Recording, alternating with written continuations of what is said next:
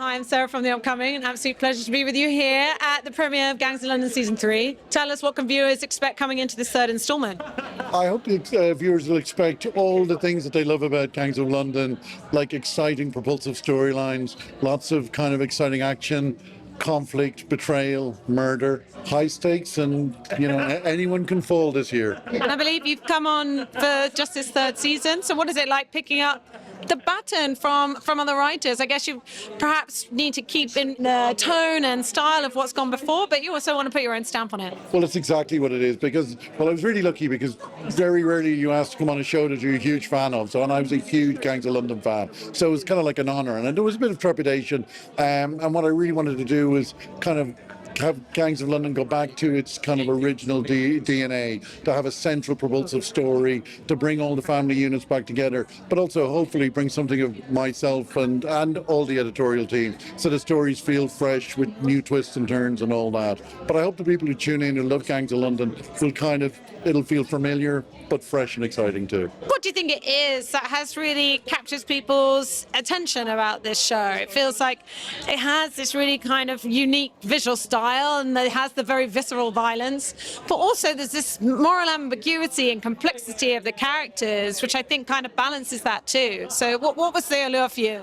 Well, I'd agree with everything you said, but speaking as being a fan first, the thing I really loved about watching Gangs of London in the beginning was it was like you sit down on your couch and it's like you're in the Cineplex. You're watching a movie on your TV screen every week, and it has the ambition and scope and production values of a movie, and it comes out every week. What Gangs have done is create characters that the viewers love, and they love to follow their adventures and all that. And I think for all of it coming back, their familiar characters, their favourites will be there with all the action and exciting from every other season.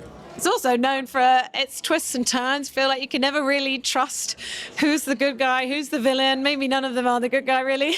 Did you already have it mapped out from the beginning? Was it a collaboration with Kim? How did you settle on your storylines and arcs? I would have worked in a writer's room with an editorial team and the other writers on the show, and we would have come in, myself and the editorial team, with ideas of what we wanted to do with the show. So we have an idea like, this is what we're going to do, and this is the story we want to tell. And a lot of it as well is dictated by how we let off the last season. So we're picking up a baton and you have to run with it. So you can't completely recreate it. And then we work it out as we go along. And things are changed as they go along, and there's surprises. But what we wanted to make sure is that there's enough big hooks, big twists, big exciting moments along the way to keep everybody really engaged. And then Hong Sung comes in, and he brings his magic and puts it on the screen, and he puts his input.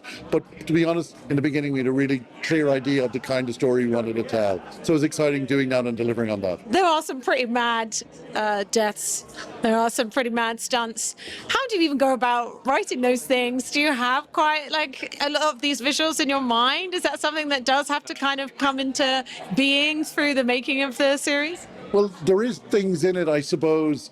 When I came on, the one thing that really made me nervous was the action. I'd never written for a show with this level of action. So it was kind of, and to be honest, when we're in the writer's room, we do sit around and go, this person's in this room, how can we kill them in the most interesting way? How can we make this exciting? How can we up the ante again? And things like the fairground scene and stuff like that. You're looking for places where you can find different ways to kill people while telling the story you want to tell. So yeah, there is a pressure on us. But to be honest, we write it and the directors and the stunt team take over then and they elevate it again. So, it really is like there's the saying, it takes a village.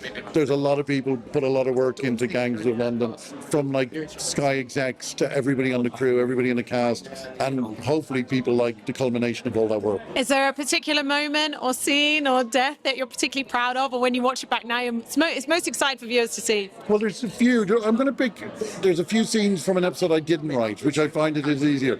There's an episode 5, and there is a few moments in episode 5, even when I was watching the first cut, and I knew the story, I kind of gasped. And I kind of found by the end of episode 5, I found it really emotional, really, really emotional. And I think that's a kind of a unique, amazing episode. So, and I can say that as someone who didn't write that one. So kudos to the writer, the director. They delivered a brilliant, brilliant episode, which I think stands as one of the best kind of gangs episodes across all the series.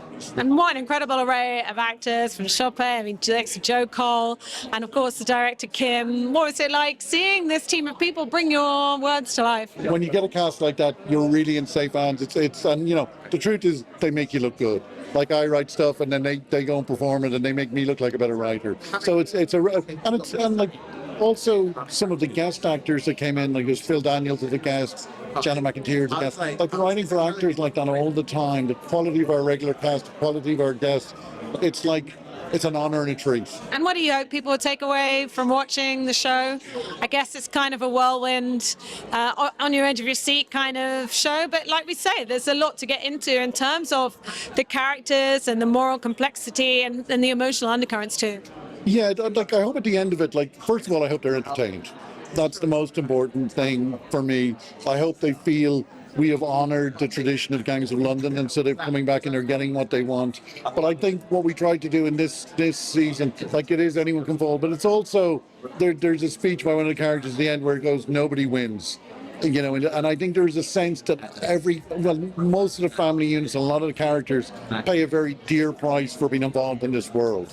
And I think that's what ties a lot of the families and the groups together. You see the cost of being a gangster in London and all that. But hopefully we do that in an entertaining and kind of... Have you got any other projects that you're working on? Yeah, I do, but I probably do have to keep stuff because they haven't been announced or whatever. But I'm writing with... I'm doing a show at the moment, a gangster show set in the crime show set in the 1970s with a brilliant director. So that's really exciting, and that's taking a lot of my time at the moment. And hopefully that'll be announced in the next while. But really excited about that. Is there anyone that you haven't worked with yet, or a genre that you haven't written in that you would love to try? Is there a director you would love to work with, or a genre you haven't yet written for that you'd love to try? Yeah, there's loads of people I'd love to work with. Like genuinely, there's so many brilliant directors out there. Like if I was to take one person, maybe Saoirse Ronan. I'd love to write for Saoirse Ronan. I know that's an odd choice, but like I think she's so amazing in everything. She's such a brilliant performer. It would be amazing to write for her. So that's How do you see the state of like the British and also Irish film industry right now? You know, it does feel like it's in a healthy state, but I guess there's always more opportunities that could be made, particularly from people of different backgrounds, more diversity perhaps. Well, I think there should be. Like I think things have changed in the last 5 years. There is more opportunities, and that's the way it should be in the world. I think the industry. What I really like about I've worked in Irish shows. I've worked here. Is that like in the UK and in Ireland, we're making shows that are as good as shows anywhere in the world. Do you know what I mean? So you're making high quality shows that tell local stories but have a universal appeal. And I think that's something to be really proud of, you know, whether you're making an Irish show or an English show, that like gangs can stand side by side with any show. And there's something really, and all the people, like you look around, all the people who are involved in it, all the people who put work in, it's just brilliant to see what comes out at the end. Amazing. Thanks so much for your time. Really enjoy the evening. Thank you. Huge congrats on the show. Thank you. Cheers.